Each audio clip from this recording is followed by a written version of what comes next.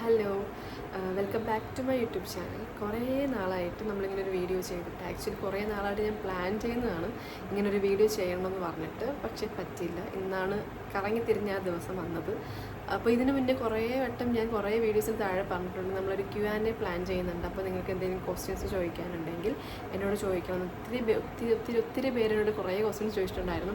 ഞാൻ ആക്ച്വലി യൂട്യൂബിലാണ് പറഞ്ഞെങ്കിലും എൻ്റെ അടുത്ത് ഇൻസ്റ്റാഗ്രാമിൽ മെസ്സേജ് അയച്ചിട്ട് കുറേ ക്വസ്റ്റ്യൻസ് ആൾക്കാർ ചോദിക്കുന്നുണ്ടായിരുന്നു. അപ്പോൾ ഞാൻ കരുതി ഇനി വൈകിക്കേണ്ട, എന്തായാലും ക്വസ്റ്റ്യൻസിനൊക്കെ റിപ്ലൈ കൊടുക്കാനുള്ള ടൈമായി എന്ന് കരുതി. അപ്പോൾ ഇതൊരു Q&A വീഡിയോ ആണ്. നിങ്ങളുടെ ക്വസ്റ്റ്യൻസിനൊക്കെ ഞാൻ റിപ്ലൈ തരാൻ പോവുകയാണ്. ദി ഫസ്റ്റ് ക്വസ്റ്റ്യൻ എന്ന് പറയുമ്പോൾ കുറേ പേര് എന്നോട് ചോദിച്ചൊരു ക്വസ്റ്റ്യനാണ്, ആർ യു ഓക്കെ, നീ ഓക്കെ ആണോ എന്ന് പറഞ്ഞിട്ട്. എന്നെ കണ്ടിട്ട് നിങ്ങൾക്ക് എന്താണ് തോന്നുന്നത്? ഞാൻ ഓക്കെ ആണെന്നാണോ അല്ലെങ്കിൽ ഞാൻ ഓക്കെ അല്ലെന്നാണോ? ആക്ച്വലി ഞാൻ പറയുവാണെങ്കിൽ എൻ്റെ വേദനയോ എൻ്റെ വിഷമമോ ഒരു തരി പോലും കുറഞ്ഞിട്ടില്ല. പക്ഷേ എനിക്കതെങ്ങനെ ഹാൻഡിൽ ചെയ്യണം എന്നുള്ള കാര്യം ഞാൻ പഠിച്ചു വരികയാണ്. അതായത് ആദ്യമൊക്കെ ഇങ്ങനെ ചുമ്മാ കരയുന്നൊരു എന്നുവെച്ചാൽ ഞാൻ റൂമിൽ ഇരുന്ന് തന്നെ ഇങ്ങനെ വെറുതെ കരഞ്ഞുകൊണ്ടിരിക്കുമെങ്കിലും ഇപ്പോൾ എനിക്ക് വിഷമം തോന്നും ആരെയും കാണിക്കാതെ, അതല്ലെങ്കിൽ ഞാൻ ഒറ്റയ്ക്കിരിക്കുന്ന സ്പേസിൽ കരയണം എന്നുള്ളൊരു സാധനം എനിക്ക് മനസ്സിലായി. കാരണം നമ്മളുടെ കരച്ചിലിന് വിലയുണ്ട്. അതിങ്ങനെ എല്ലാവരോടും കരഞ്ഞ് കാണിക്കണമെന്ന് ആവശ്യമില്ല. അപ്പോൾ എനിക്ക് ഏറ്റവും കൂടുതൽ ഇങ്ങനെ കരയണമെന്ന് തോന്നുന്ന സമയത്ത് ഞാൻ ഓടിപ്പോയി ബാത്റൂമിൻ്റെ അകത്ത് പോകും.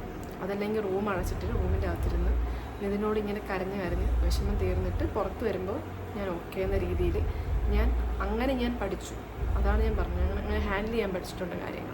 പിന്നെ അടുത്ത ക്വസ്റ്റ്യൻ എന്ന് പറയുന്നത് ജീവിക്കാനുള്ള ധൈര്യം എവിടെ നിന്ന് കിട്ടിയെന്നാണ്. എനിക്ക് തോന്നുന്നു ശ്രുതി ബാലകൃഷ്ണൻ എന്ന് പറഞ്ഞൊരു ചേച്ചി ചോദിച്ചൊരു ക്വസ്റ്റ്യനാണ്. ജീവിക്കാനുള്ള ധൈര്യം ഞാൻ അത്രയും ധൈര്യമായിട്ടുള്ള ഒരാളല്ല. ഇപ്പോൾ ഞാൻ പറയുവാണെങ്കിൽ എന്നെ ക്ലോസ് ആയിട്ട് അറിയാവുന്ന ആൾക്കാർക്കറിയാം എനിക്ക് എങ്ങനെ ജീവിക്കണമെന്ന്. ആക്ച്വലി ഞാൻ ഈ വീഡിയോ എടുക്കുന്നതിന് മുമ്പേ, അതായത് ഞാൻ വീഡിയോ എടുക്കുന്നതിന് മുമ്പ് ഇങ്ങനെ ക്വസ്റ്റ്യൻസൊക്കെ നോക്കിയ സമയത്ത് തന്നെ എൻ്റെ കണ്ണൊക്കെ ഇങ്ങനെ പല ക്വസ്റ്റ്യൻസ് കണ്ടപ്പോൾ നിറയുന്നുണ്ടായിരുന്നേ. അതിലൊരു ക്വസ്റ്റ്യൻ ആയിരുന്നു ജീവിക്കാനുള്ള ധൈര്യം. പക്ഷെ അപ്പോഴും ഞാൻ വിചാരിച്ചതാണ് വീഡിയോ എടുക്കുമ്പോഴത്തേക്ക് ഞാൻ കരയാനേ പാടില്ല, അല്ലെങ്കിൽ എൻ്റെ കണ്ണ് നിറയാൻ പാടില്ല. പിന്നെ ഇങ്ങനെ ക്വസ്റ്റ്യൻ വായിച്ചപ്പോഴത്തേക്കും അറിയാതെ എൻ്റെ കണ്ണ് ഞാൻ ഇമോഷണൽ ആവുന്നുണ്ട്. കാരണം എനിക്ക് അഭിനയിക്കാൻ അറിയത്തില്ല. ഇപ്പം നിങ്ങളോട് ഞാൻ അഭിനയിച്ചിട്ട് കാര്യമില്ലല്ലോ. കാരണം എന്നെ സ്റ്റിൽ സ്റ്റാർട്ടിങ് മുതൽ എൻഡ് വരെ നിങ്ങൾക്ക് എല്ലാവർക്കും തന്നെ അറിയാം ഞാൻ എങ്ങനെയാണെന്ന് അറിയാം. ഞാൻ അഭിനയിക്കേണ്ട കാര്യമില്ല. എന്നാലും ഞാൻ അറിയാതെ കരയുവാണെങ്കിൽ എന്നോട് ക്ഷമിക്കുക. ജീവിക്കാനുള്ള ധൈര്യം എവിടെ നിന്ന് കിട്ടിയെന്ന് വെച്ചാൽ അത് നിതിൻ തന്നത് തന്നെ ഞാൻ പറയും. ഞാൻ പല സിറ്റുവേഷനിലും ഇത് തെറ്റായിട്ടുള്ള ഒരു മെസ്സേജ് കൺവേ ചെയ്യുന്നതായിട്ട് ആരും തോന്നിയത്. എനിക്ക് പലപ്പോഴും സൂസൈഡൽ തോട്ട്സ് എൻ്റെ മൈൻഡിൽ വരാറുണ്ട്, മരിക്കാനുള്ള ചിന്ത. പക്ഷെ എനിക്ക് മരിക്കാൻ ഭയങ്കര പേടിയാണ്. പക്ഷെ അപ്പോഴൊക്കെ ഞാൻ പറഞ്ഞില്ല, ഇതിന് ആരെങ്കിലും വഴി അല്ലെങ്കിൽ അവൻ്റെ പല ചിന്തകളോ അല്ലെങ്കിൽ പല തോട്ടുകളോ എൻ്റെ മൈൻഡിൽ വരും. ഞാനും കൂടെ പോയാൽ അവൻ ജീവിച്ചിരുന്നു എന്നതിൻ്റെ തെളിവെന്താ? അല്ലെങ്കിൽ ഞാനും കൂടെ പോയി കഴിഞ്ഞാൽ അവനെക്കുറിച്ച് ആര് പറയും എന്നുള്ളൊരു സാധനമാണ് ശരിക്കും എന്നെ ജീവിക്കാൻ പ്രേരിപ്പിക്കുന്നത്. അവന് വേണ്ടി ഞാനുണ്ട്, അവനെക്കുറിച്ച് പറയാൻ ഞാനുണ്ട്, അവനെ ഓർപ്പിക്കാൻ ഞാനുണ്ട്. അപ്പോൾ അവന് വേണ്ടി ഞാനുണ്ട്. അപ്പോൾ ഞാൻ പോയി കഴിഞ്ഞാൽ അവന് വേണ്ടി ഇവിടെ ആരും ഇല്ലാതാവും എന്നൊരു സാധനം. ശരിക്കും അതാണ് ജീവിക്കാനുള്ള എൻ്റെ ധൈര്യം. പിന്നെ കണ്ടൊരു ക്വസ്റ്റ്യൻ എന്ന് പറയുമ്പോൾ, ചേച്ചി എപ്പോഴും നിതിൻ ചേട്ടൻ്റെ വീട്ടിലാണോ അല്ലെങ്കിൽ ചേച്ചിയുടെ വീട്ടിലാണോ? ആക്ച്വലി എൻ്റെ വീട്ടിലാണ്. ഞാൻ ഇവിടെ വീക്കെൻഡ്സ് ആകുമ്പോൾ നിതിൻ്റെ വീട്ടിൽ വരും, കുറച്ച് ദിവസം അവിടെ നിൽക്കും. എനിക്ക് ഇവിടെ എപ്പം വരാൻ തോന്നും അപ്പോഴൊക്കെ ഇവിടെ വരും. അതിന് ആരും എന്നോട് വരണ്ടാന്നും പറയാറില്ല, വരണമെന്ന് പറഞ്ഞിട്ടുമല്ല ഞാൻ വരുന്നത്. എനിക്കെപ്പോൾ നിതിൻ്റെ വീട്ടിൽ വരണമെന്ന് തോന്നും അപ്പോൾ ഞാൻ നിതിൻ്റെ വീട്ടിൽ വരും. എൻ്റെ റൂമിലിരിക്കും, ഞങ്ങളുടെ റൂമിലിരിക്കും, ഞങ്ങളുടെ ബെഡിൽ കിടക്കും, കഥ കടച്ചിട്ട് ഇവിടെ ഇങ്ങനെ ഇരിക്കുമ്പോൾ കിട്ടുന്ന ഒരു സമാധാനം എന്ന് പറയുന്നത് പീക്കാണ്. എനിക്കത് എപ്പോഴൊക്കെ വേണമെന്ന് തോന്നും അപ്പോഴൊക്കെ ഇവിടെ വരും. ചിലപ്പോൾ മാക്സിമം വീക്കെൻഡ്സിലാണ് വരാൻ നോക്കാറുള്ളത്. പിന്നെ കുറേ പേര് കണ്ടിന്യൂസ് ആയിട്ട് ചോദിക്കുന്നൊരു ചോദ്യം ഉണ്ടായിരുന്നു, ചേച്ചി ജോലിക്കൊന്നും ട്രൈ ചെയ്തില്ലേ, സ്റ്റിച്ചിങ് കണ്ടിന്യൂ ചെയ്യാനാണോ പ്ലാൻ എന്ന് പറഞ്ഞിട്ട്. ആക്ച്വലി ജോലിക്കൊക്കെ ഞാൻ കല്യാണത്തിന് മുന്നേ ട്രൈ ചെയ്തിരുന്നു. പിന്നെ കല്യാണത്തിന് ശേഷം ഞങ്ങളിവിടെ എല്ലാം നമ്മൾ ഓൾറെഡി കാര്യങ്ങൾ കൊടുത്തിരുന്നു പുറത്ത് പോകാനായിട്ട്. അപ്പോൾ എന്തായാലും അവിടെ പോകുമല്ലോ, അപ്പോൾ അങ്ങനെ പോകാനായിട്ട് പ്ലാൻ ചെയ്തിരിക്കുകയായിരുന്നു രണ്ടുപേരും. പിന്നെ അതുപോലെ തന്നെ സ്റ്റിച്ചിങ് എന്ന് പറഞ്ഞൊരു സാധനം എൻ്റെ മൈൻഡിൽ എന്നുവെച്ചാൽ എനിക്ക് ആഗ്രഹം ഉണ്ടായിരുന്നു, ചെയ്യണം എന്നൊരു തോന്നൽ എനിക്കുണ്ടായിരുന്നു.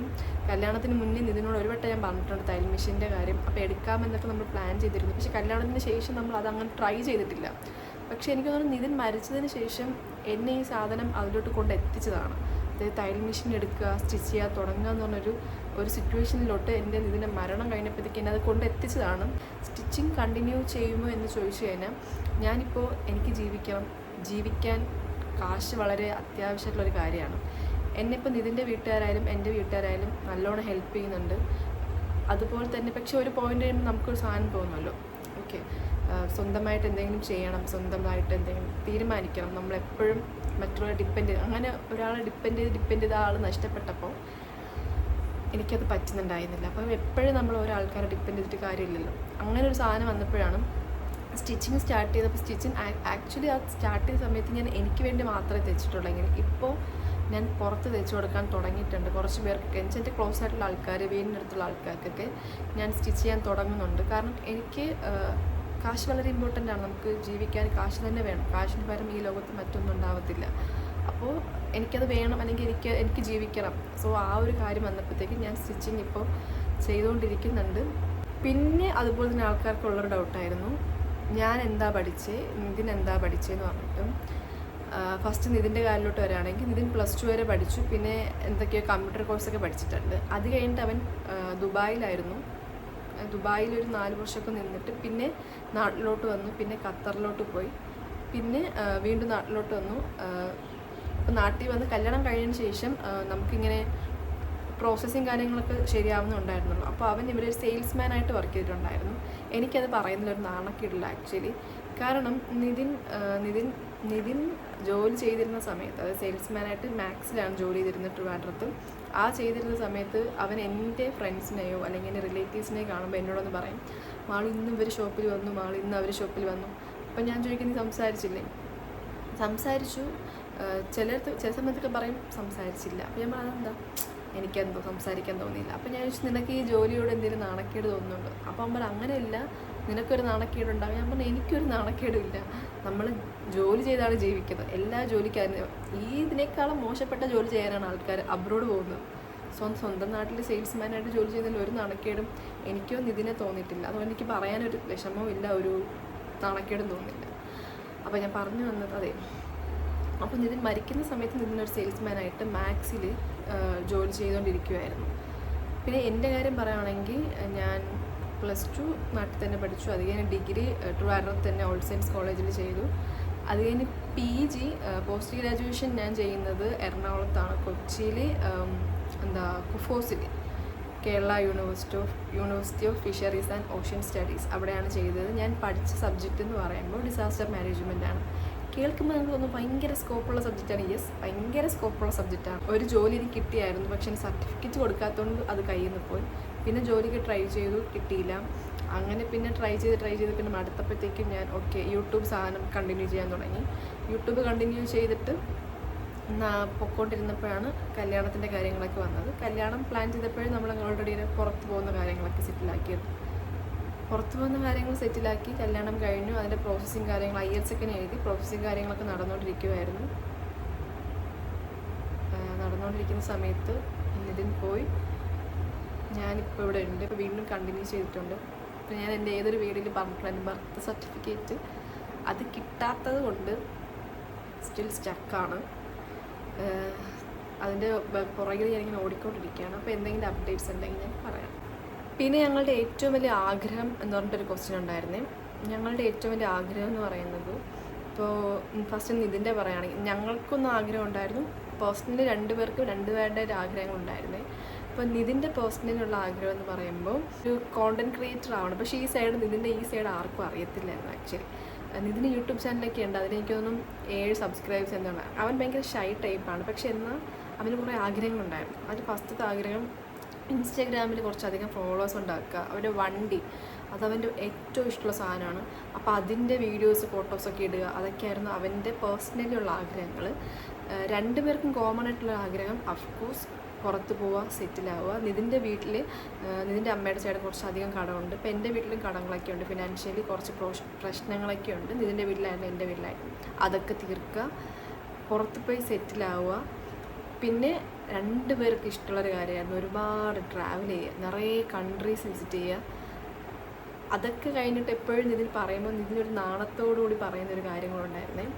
ഫസ്റ്റ് ഒരു കൊച്ചു വേണമാണോ, അതൊരു പെൺകൊച്ചായിരിക്കണം, നിന്നെപ്പോലെ ആയിരിക്കണം. പിന്നെ 2ാമത് ഒരാണ്. ഫസ്റ്റ് പെൺകൊച്ചു തന്നെ എന്തായാലും വേണം, നിന്നെപ്പോലെ ചുരുള മുടിയുള്ള പെൺകൊച്ചു തന്നെ വേണം. രണ്ടാമതൊരാണ്. ഇതായിരുന്നു ഇതിൻ്റെ ആഗ്രഹം, ഞങ്ങളുടെ ആഗ്രഹം. എനിക്കും സെയിം ആഗ്രഹങ്ങളൊക്കെ ആയിരുന്നു കേട്ടോ ഇതിൻ്റെ. പിന്നെ അത് കഴിഞ്ഞിട്ട് രണ്ടുപേരും അതേപോലെ തന്നെ കോൺസെൻട്രേറ്റ്, അതേപോലെ തന്നെ രണ്ടുപേർക്കുള്ളൊരു ആഗ്രഹമായിരുന്നു യൂട്യൂബ് ചാനൽ നമ്മൾ കുറച്ചും കൂടെ കോൺസെൻട്രേറ്റ് ചെയ്യണം, കുറച്ചും കൂടെ അത് ഡെവലപ്പ് ആക്കണം എന്നൊരു സാധനം ഉണ്ടായിരുന്നു. ഇതൊക്കെയായിരുന്നു ഞങ്ങളുടെ ആഗ്രഹം. ചെറിയ ചെറിയ ആഗ്രഹങ്ങൾ, അങ്ങനെ വലിയ ആഗ്രഹങ്ങളൊന്നുമില്ല, കുഞ്ഞു കുഞ്ഞു ആഗ്രഹങ്ങളുണ്ടായിരുന്നുള്ളൂ.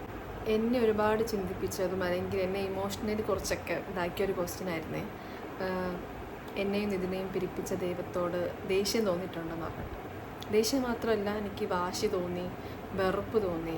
ഞാൻ എൻ്റെ വായി തോന്നിയതൊക്കെ വിളിച്ച് പറയുന്നുണ്ടായിരുന്നു. എനിക്ക് തോന്നുന്നു എൻ്റെ ഈ ഒരു ഇതെനിക്ക് ഏറ്റവും കൂടുതൽ എന്നെ അഫക്റ്റ് ചെയ്തത്, എനിക്ക് നിതിൻ മരിച്ചതിനുള്ള 3-4 മാസം എനിക്ക് പറ്റുന്നുണ്ടായിരുന്നില്ല. ഞാൻ എന്നോട് ആരെങ്കിലും ഇതൊക്കെ പറയുമ്പോൾ ഇതൊക്കെ ദൈവത്തിൻ്റെ പ്ലാനാണ്, ദൈവത്തിൻ്റെ പദ്ധതി ഉണ്ട് അങ്ങനെയൊക്കെ പറയുമ്പോഴത്തേക്കും ഞാനിങ്ങനെ ചീത്തയൊക്കെ പറയുന്ന രീതിയിലൊക്കെ സംസാരിക്കുക. ചീത്ത വിളിക്കുന്നതല്ല, അത്രയ്ക്ക് ഞാൻ ദൈവത്തെ ഇതാക്കി പറഞ്ഞിട്ടുണ്ടായിരുന്നു. ഞാനും നിതിനും ഞങ്ങൾ രണ്ടുപേരുടെ ഫാമിലി ബാക്ക്ഗ്രൗണ്ട് എന്ന് പറയുന്നത് നമ്മൾ രണ്ട് ക്രിസ്ത്യൻസാണ്. ഞാൻ എപ്പോഴും ഞാൻ ക്രിസ്ത്യൻ എന്ന് പറയാൻ അഭിമാനം കൊള്ളുന്ന ഒരാളാണ്.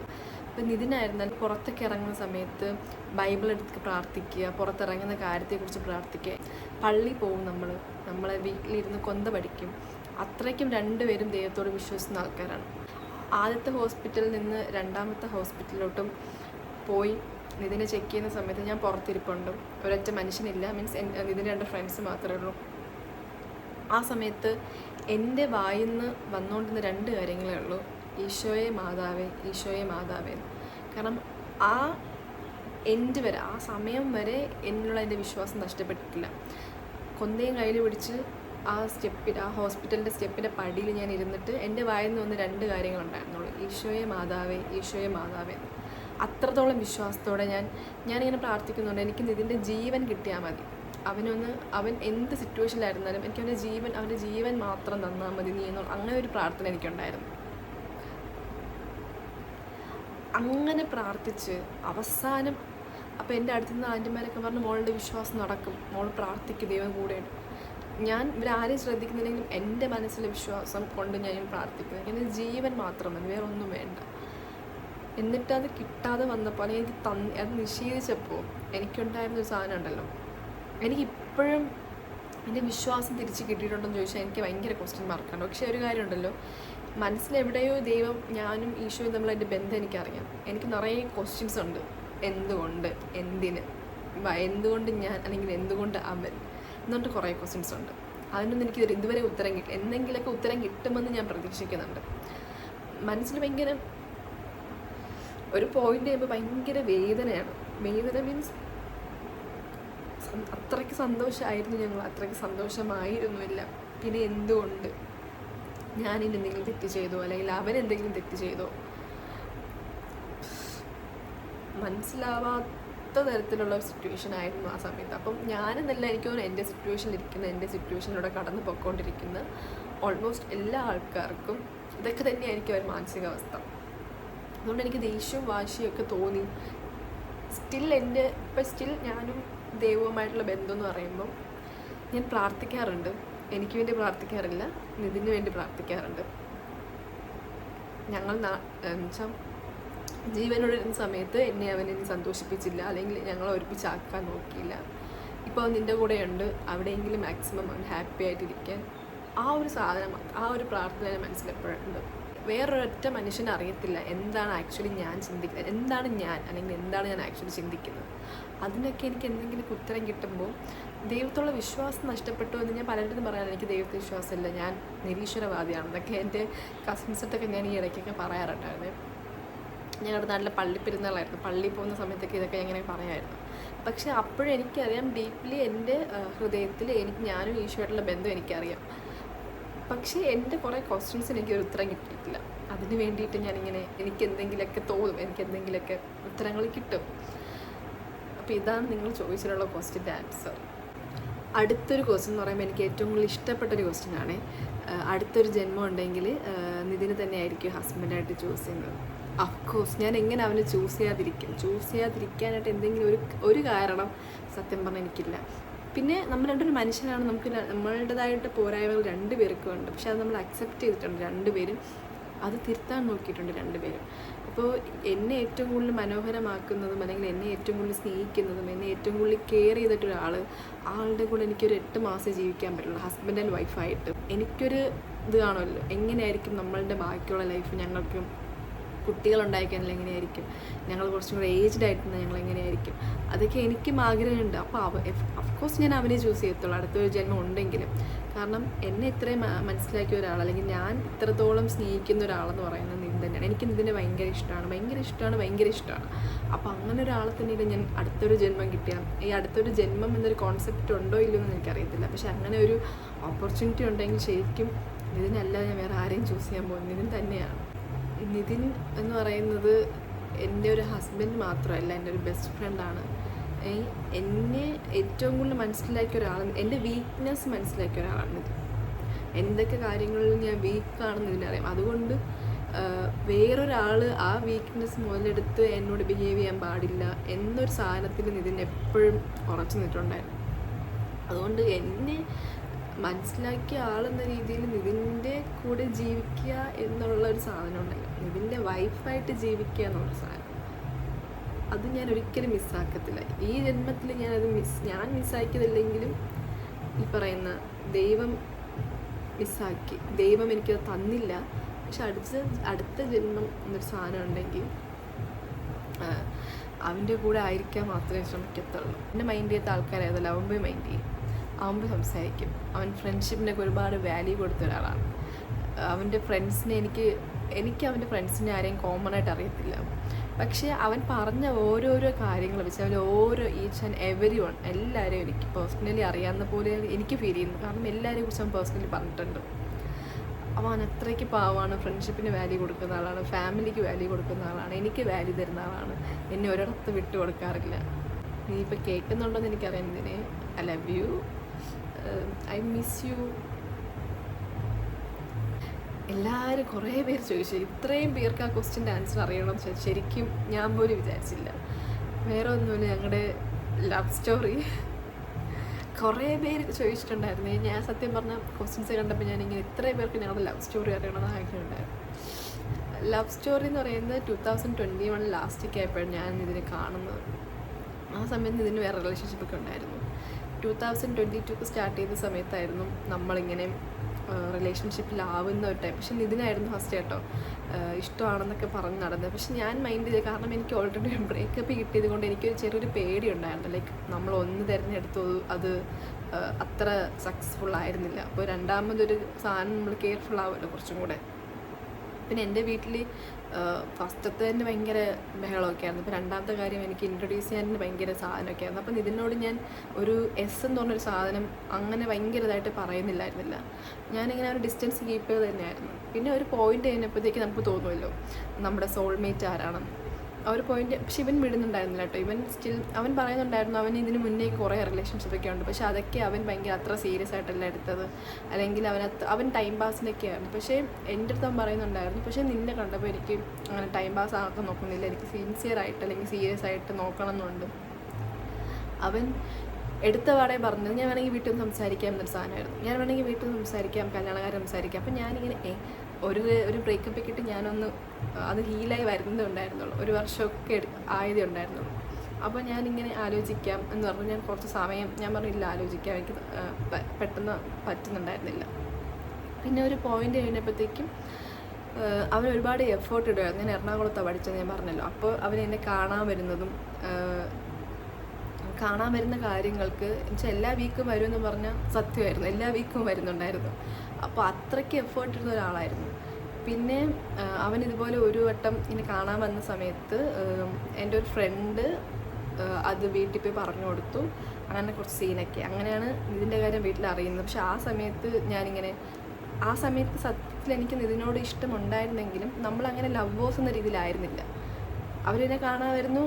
അപ്പോൾ എനിക്ക് ആ ഒരു സാധനമൊക്കെ ഉണ്ടായിരുന്നെങ്കിലും പക്ഷെ അങ്ങനെ കറക്റ്റ് ലവ് എന്നൊരു സാധനത്തിൽ എത്തിയിട്ടുണ്ടായിരുന്നില്ല. കറക്റ്റ് ഇവനാണ് എൻ്റെ സോൾമേറ്റ് എന്ന സാധനം എത്തിയിട്ടുണ്ടായിരുന്നില്ല. അപ്പം ഞാനിങ്ങനെ എൻ്റെ വീട്ടിൽ ചോദിച്ചപ്പോൾ ഞാൻ പറഞ്ഞില്ല ഞങ്ങൾ ഫ്രണ്ട്സാണ്, അങ്ങനെയൊന്നും ഇല്ല എന്ന് പറഞ്ഞു. അതങ്ങനെ വിട്ടു. പിന്നെ കുറേ കഴിഞ്ഞപ്പോഴത്തേക്കും എനിക്കും ഒരു സാധനം മനസ്സിലായി, ഇവനാണ് എൻ്റെ സോൾമേറ്റ്, ഓക്കെ ഇതായിരിക്കും എന്നൊക്കെ. നിതിൻ ഇനിഷ്യേറ്റീവ് എടുത്തിട്ട് പറഞ്ഞു ഞാനിങ്ങനെ പുറത്ത് പോകാൻ നിൽക്കുകയാണ്, നിൻ്റെ വീട്ടിൽ കാര്യങ്ങൾ പറയണം, കല്യാണം. അപ്പോൾ ഞാൻ പറഞ്ഞു നീ പോയിട്ട് വാ, പോയിട്ട് വന്നിട്ട് സംസാരിക്കാമല്ലോ. അപ്പോൾ അവൻ പറഞ്ഞു ഇല്ല, നിന്നെ എനിക്ക് വിശ്വാസമില്ല, ഞാൻ പോയി കഴിഞ്ഞാൽ ചിലപ്പോൾ നീ വേറെ ആരെങ്കിലും വീട്ടിൽ നോക്കുന്നവരെ കെട്ടിയാലോ എന്നൊക്കെ പറഞ്ഞ് ഇതിൻ്റെ ഭയങ്കര ടെൻഷനൊക്കെ ആയിരുന്നു. അങ്ങനെ പിന്നെയും ഓക്കെ നമുക്ക് സംസാരിക്കാം. അങ്ങനെ ഒരു വട്ടം ഞാൻ കോളേജിൽ നിന്ന് ലീവ് എന്തോ കിട്ടിയിട്ട് നാട്ടിൽ വന്നിട്ടുണ്ടായിരുന്നു. നാട്ടിൽ വന്ന സമയത്ത് അമ്മേനെയും കൊണ്ട് ഞാനിങ്ങനെ വെട്ടുകാട് പോകുന്നുണ്ടായിരുന്നു. വെട്ടുകാട് പോയി പ്രാർത്ഥിക്കുന്ന സമയത്ത്, പ്രാർത്ഥിച്ചിട്ട് നമ്മളവിടെ ഇരിക്കുന്ന സമയത്ത് നിതിൻ വരുന്നു. നിതിൻ അപ്പോൾ അമ്മ ഇങ്ങനെ ഷോക്കായിട്ട്, അമ്മയ്ക്ക് എന്താ നടക്കണമെന്നൊന്നും മനസ്സിലാവുന്നില്ലായിരുന്നു. പക്ഷെ ഞങ്ങൾ ആക്ച്വലി ഞങ്ങളുടെ പ്ലാനായിരുന്നു അവിടെ വന്നിട്ട് അമ്മയോട് വെട്ടുകാട് പള്ളിയാകുമ്പോൾ അമ്മ അങ്ങനത്തെ ഗമ്മികളെ വയ്ക്കത്തില്ലല്ലോ, കുറച്ച് ആൾക്കാരൊക്കെ ഉള്ളതുകൊണ്ട്. അങ്ങനെ അമ്മേനെ കൊണ്ടുവരണമെന്ന് ഞങ്ങൾ പ്ലാൻ ചെയ്തു. അങ്ങനെയാണ് ഞാൻ കൊണ്ടുപോകുന്നത്. അപ്പോൾ നിതിൻ വരുന്നു, നിതിൻ ഇങ്ങനെ കാര്യങ്ങളൊക്കെ സംസാരിക്കുന്നു. അപ്പോൾ അമ്മ പറഞ്ഞു ഇങ്ങനെ അവൾക്ക് ചേട്ടന്മാരൊക്കെ ഉണ്ട്, ഞാനായിട്ട് എടുക്കുന്ന തീരുമാനമല്ല, എല്ലാവരോടും ചോദിക്കണം എന്നൊക്കെ പറഞ്ഞു. അപ്പോൾ അവൻ പറഞ്ഞു ഓക്കെ അമ്മ സംസാരിച്ചിട്ട് പറഞ്ഞാൽ മതി. പിന്നെ വീട്ടിൽ വന്നതിന് ശേഷം അമ്മ എന്നോട് ചോദിച്ചു നിനക്ക് ഇഷ്ടമാണ്. അപ്പോൾ ഞാൻ പറഞ്ഞു എനിക്കിഷ്ടമാണ്. അപ്പോൾ അമ്മ ഇങ്ങനെ ആദ്യത്തെ ഓർമ്മയില്ല. അപ്പോൾ നമ്മൾ അതുപോലെയല്ല, ഇതെനിക്ക് കുറച്ചും കൂടെ നമുക്ക് മനസ്സിലാവുമല്ലോ നമ്മുടെ ആളാണെന്ന് പറഞ്ഞിട്ട്. പിന്നെ വീട്ടിൽ പയ്യെ കാര്യങ്ങളൊക്കെ അവതരിപ്പിക്കുന്നുണ്ടായിരുന്നു. പിന്നെ എൻ്റെ ബ്രദർ ഇങ്ങനെ അന്വേഷിക്കുന്നുണ്ടായിരുന്നു വീട്ടിൽ ഇവർ ഫാമിലിയും കാര്യങ്ങളൊക്കെ. പിന്നെ ഒരു പോയിന്റ് കഴിഞ്ഞപ്പോഴത്തേക്കും വീട്ടുകാരും പയ്യെ സമ്മതം എന്ന രീതിയിലെത്തി തുടങ്ങി. അപ്പോൾ രണ്ടുപേർക്ക് ഭയങ്കര ഹാപ്പിയായി. അപ്പോൾ പിന്നെ ഇതുപോലെ ഒരു ലീവിന് വരുമ്പോൾ നിതിൻ്റെ അമ്മയും പപ്പയും പുറത്തോട്ട് പോവുകയാണ്. അപ്പോൾ അതിന് മുന്നേ പെണ്ണ് കാണൽ നടത്തണമെന്ന് പറഞ്ഞു, ചെറിയൊരു പരിപാടി നടത്തണം, അപ്പം ഒരു ഉറപ്പെന്ന രീതിയിൽ. അപ്പോൾ ഞങ്ങൾ വീട്ടിലും പറഞ്ഞു ഓക്കെ. അങ്ങനെ വന്നു, പെണ്ണ് കാണൽ നടത്തി. പിന്നെ അവർ പോയി. പിന്നെ എറണാകുളത്ത് ഞാനുണ്ടായിരുന്നു. പിന്നെ അതിനുശേഷം നിതിൻ പിന്നെ കാണാൻ വരും, സംസാരിക്കും. അങ്ങനെ ഭയങ്കരമായിട്ട് വെച്ചാൽ എനിക്ക് തോന്നുന്നു എൻ്റെ ലൈഫിൽ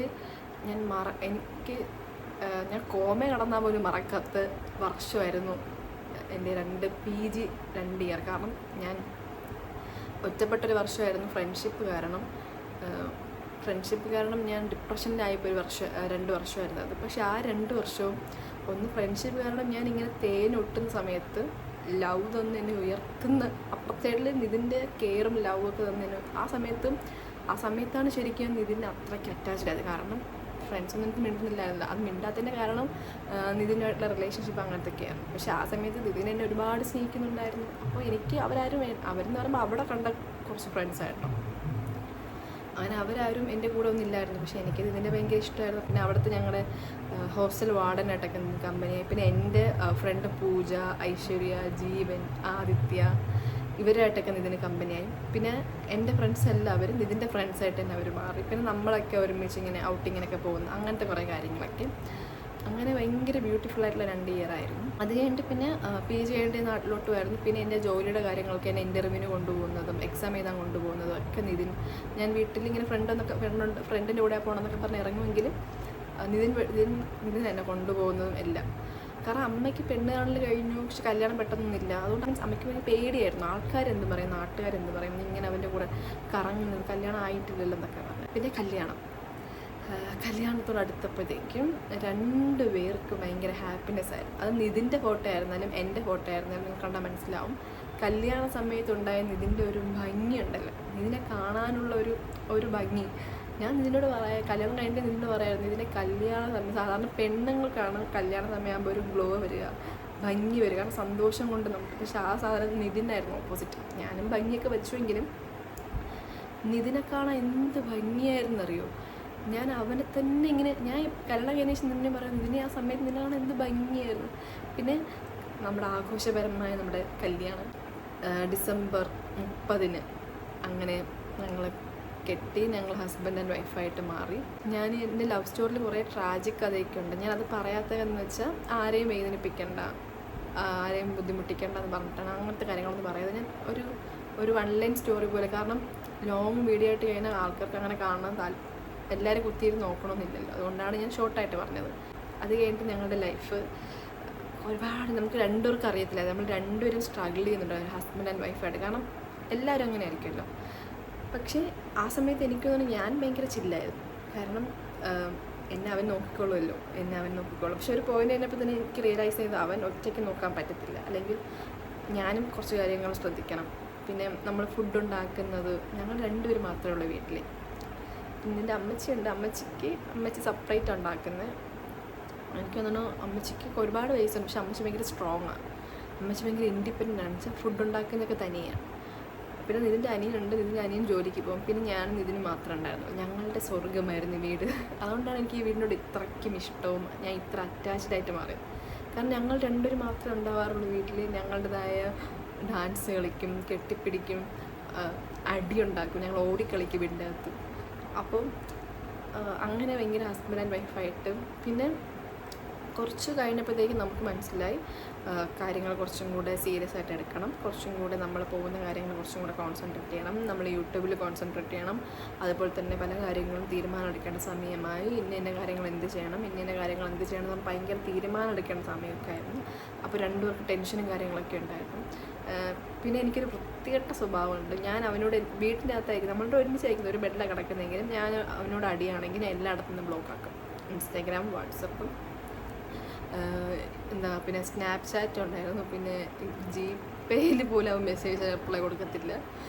ടെലിഗ്രാം, അങ്ങനെയൊക്കെ. അവൻ എൻ്റെ അടുത്തായിരിക്കും കിടക്കുന്നത്, പക്ഷെ ഞാൻ ബ്ലോക്കാക്കും. പക്ഷേ ആ ബ്ലോക്ക് ഒരു 2 ദിവസത്തിൻ്റെ കൂടുതൽ എന്തായാലും നീടത്തില്ല. പെട്ടെന്ന് തന്നെ ഞങ്ങൾ മിണ്ടിയാലും പിന്നെ ഞാൻ ഓർക്കുന്നത് അയ്യോ ഞാൻ ബ്ലോക്കാക്കിയത് മാറ്റിയതല്ലോ. അങ്ങനെ ഞാൻ ബ്ലോക്കാക്കി സാധനങ്ങളൊക്കെ പിന്നെ മാറ്റും. ഞാനിത് പറയാൻ കാരണം കുറേ പേര് എന്നെ തെറ്റിദ്ധരിച്ചായിരുന്നു, അതുകൊണ്ടാണ് എനിക്കിത് പറയേണ്ടി വന്നത്. അങ്ങനെ ഭയങ്കര ക്യൂട്ടായിട്ടുള്ള കപ്പിൾസായിരുന്നു ഞങ്ങൾ. ഞാൻ പറഞ്ഞതുപോലെ അവൻ ഭയങ്കര പൊക്കമുള്ളതും ഞാൻ പൊക്കം കുറവായിരുന്നു. പക്ഷെ എനിക്ക് ഭയങ്കര ഇഷ്ടമായിരുന്നു ഞങ്ങളുടെ ഒരു പൊക്കമില്ലായ്മയും പൊക്കമുള്ളതൊക്കെ. അവൻ എന്നെ എടുക്കാനും കൊണ്ട് നടക്കാനൊക്കെ ഭയങ്കര എളുപ്പമായിരുന്നു. പിന്നെ കെട്ടിക്കഴിഞ്ഞതിന് ശേഷം ഞാൻ കുറേയൊക്കെ വണ്ണം വെച്ചു കേട്ടോ. ഞാനിങ്ങനെ എൻ്റെ അനിയത്തി പറയായിരുന്നു എന്നെ കാണാൻ പൊട്ടറ്റോ പോലെ ഉണ്ടെന്ന്. അങ്ങനെ ഞാൻ ഉരുണ്ട് വന്നായിരുന്നു. അങ്ങനെ എല്ലാവരും പറഞ്ഞു കഴിഞ്ഞതിന് ശേഷം ഞാൻ കുറച്ച് ഭംഗിയൊക്കെ വെച്ചു, പൊട്ടറ്റോ പോലെയൊക്കെ വന്നു, ഉരുണ്ട് വന്നു. കുറേ കഴിഞ്ഞപ്പോഴത്തേക്കും നിതിൻ പോയപ്പോഴത്തേക്കും എല്ലാം നേരെ കുളം മറിഞ്ഞു. എൻ്റെ ജീവൻ പോയി. ഞാൻ തന്നെ മരിച്ചതിന് തുല്യമാണ് നിതിൻ പോയപ്പോൾ. പക്ഷേ കഷ്ടപ്പെട്ടെങ്കിലും ഈ ജീവിതം ജീവിച്ച് തന്നെ തീർക്കണം. കാരണം ജീവൻ്റെ വില എനിക്കറിയാവുന്നത് കൊണ്ട്, എനിക്ക് എന്തെങ്കിലും കാണിച്ച് ഈ ജീവിതം നഷ്ടപ്പെടുത്താൻ പേടിയുള്ളത് കൊണ്ടും എങ്ങനെയെങ്കിലും ജീവിക്കണം. ഞാൻ ജീവിക്കുന്നത് എനിക്ക് വേണ്ടി മാത്രമല്ല, നിതിന് വേണ്ടും കൂടെയാണ് എന്നുള്ള സാധനം എൻ്റെ മൈൻഡിൽ എപ്പോഴും ഉണ്ട്. അതുകൊണ്ട് ഞാൻ എൻ്റെ ഫാമിലിയോടൊപ്പം എൻ്റെ ഫ്രണ്ട്സിനോടൊപ്പം എപ്പോഴും ഞാൻ നിതിൻ്റെ ഫാമിലിയും നിതിൻ്റെ ഫ്രണ്ട്സിനൊക്കെ ആ വാല്യൂ കൊടുക്കുന്നുണ്ട്. അപ്പോൾ ഇതാണ് നിങ്ങൾ ചോദിച്ചത് എൻ്റെ ലവ് സ്റ്റോറി പറഞ്ഞ് ഫാമിലി മാരേജ് ലൈഫിലോട്ടും വന്നു. ആൻഡ് എനിക്കൊരു കാര്യം കൂടെ പറയാനുള്ളതും, ഞാനിപ്പോൾ യൂട്യൂബിൽ വീഡിയോസൊക്കെ ഇടുന്നുണ്ട്. ഇത് മരിക്കുന്നതിന് മുന്നേ വരെയൊക്കെ ഞാൻ ഇൻസ്റ്റാഗ്രാമിലും വീഡിയോസൊക്കെ അപ്ലോഡ് ചെയ്യുമായിരുന്നേ.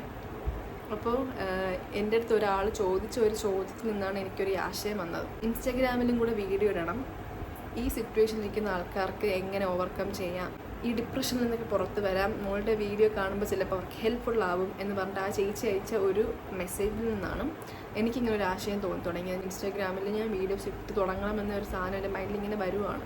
ഇതെൻ്റെ ഒരു തോട്ടാണ്. അപ്പോൾ നിങ്ങൾക്ക് എന്തെങ്കിലും അതിനെക്കുറിച്ച് പറയാനുണ്ടെങ്കിൽ അഫ്കോഴ്സ് അറ്റ് ദി എൻഡ് എൻ്റെ തീരുമാനമായി ഞാൻ എടുക്കത്തുള്ളൂ. പക്ഷെ എന്നാലും ഈ വിഷയത്തെക്കുറിച്ച് പറയാനുണ്ടെങ്കിൽ താഴെ കമൻറ്റ് ചെയ്താൽ മതി. എല്ലാ ക്വസ്റ്റ്യൻസും ഞാൻ കവർ ചെയ്തെന്ന് വിശ്വസിക്കുന്നു. എന്തെങ്കിലും ക്വസ്റ്റ്യൻസ് ഇനി കവർ ചെയ്തിട്ടുണ്ടോ ഇല്ലയോ എന്ന് എനിക്കറിയത്തില്ല. അങ്ങനെ എന്തെങ്കിലും ഉണ്ടെങ്കിൽ നമുക്ക് ഇനി എപ്പോഴെങ്കിലും Q&A പ്ലാൻ ചെയ്യുവാണെങ്കിൽ നമുക്ക് അതിൽ ഉൾപ്പെടുത്താം. എന്നെ സ്നേഹിക്കുന്നതിനും എൻ്റെ കൂടെ നിൽക്കുന്നതിനും എന്നെ മനസ്സിലാക്കുന്നതിനും എന്നെ കേൾക്കുന്നതിനും എന്നെ കാണുന്നതിനും ഒരുപാട് നന്ദിയുണ്ട്. നിങ്ങളുടെ വീട്ടിലൊരു അംഗത്തെ പോലെ കരുതുന്നതിന് ഒരുപാട് നന്ദിയുണ്ട്. ഞാൻ ഡൗൺ ആയാൽ എന്നെ കുറച്ച് ദിവസത്തിൻ്റെ വീഡിയോസ് കണ്ടില്ലെങ്കിലും വന്ന് ചോദിക്കുന്നതിന്, അങ്ങനെ ചോദിക്കാൻ ആൾക്കാരുണ്ടോ എന്ന് വെച്ചാൽ ഫാമിലി അല്ലാതെ ഇതിന് പോയതിനു ശേഷം ഞാൻ കരുതിയത് എനിക്കിനി ആരും ഇല്ലെന്നാണ്. പക്ഷേ അങ്ങനെയല്ല, എനിക്കൊരു 12,400 സംതിങ് സബ്സ്ക്രൈബ്സ് എൻ്റെ കൂടെ ഉണ്ട് എന്നുള്ളൊരു സാധനം എനിക്ക് എപ്പോഴും എൻ്റെ മൈൻഡിൽ ഇങ്ങനെ ഓടിക്കൊണ്ടിരിക്കുന്നുണ്ട്. അതുകൊണ്ടാണ് കുറച്ച് ദിവസമൊക്കെ ഞാൻ വീഡിയോസ് ഇട്ടില്ലെങ്കിലും അയ്യോ ഞാൻ വീഡിയോസ് ഇട്ടില്ലല്ലോ വീണ്ടും വരണമെന്നൊരു സാധനം എനിക്ക് തോന്നുന്നതും നിങ്ങളുള്ളത് കൊണ്ടാണ്. അപ്പോൾ അതിനൊക്കെ ഒത്തിരി നന്ദി എൻ്റെ കൂടെ നിൽക്കുന്നതിന്. അപ്പോൾ ഇന്നത്തേക്ക് അത്രയേ ഉള്ളൂ. വീണ്ടും ഒരു വീഡിയോ ആയിട്ട് നമുക്ക് പെട്ടെന്ന് തന്നെ കാണാം. ടാറ്റാ.